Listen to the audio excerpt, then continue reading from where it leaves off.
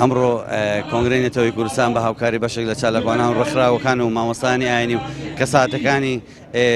شاری ڕانیە هەسا بەگربوونەوەیکی ناڕزایی بەرامبەر ئەو هێش پەلامارە ناڕەوای کە لە دەوڵەتی تورکیا بۆ سەر باشووری ڕۆژ ئاوای کوردستان دەکات و محکومی دەکەین ئەو دەستدرێژانە ئێمە ڕایدەگەین کە ڕانیە پاڵپشتی براکانمان دەکات لە ڕۆژ ئاوای کوردستان بەرامبەر ئەو خوێن ڕێژ و ئەو داگیرکاری کە دەوڵەت تورکیا بەرامبەر بە ژن و منداڵ و پیر و گەنج و هەرچی پیرۆزەکانی ڕۆژ ئاوای کوردستان دەیەوێ بیشەوێنێت و بیخاتە ژێڕکێفی خۆیەوە. بۆیە ئێمە لە ڕانی هەست بەو نیگەران بەو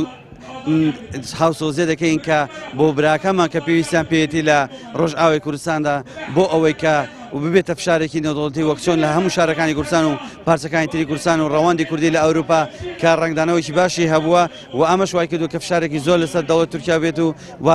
جێگەی خۆشی گرتۆ بۆ هیوایەن کە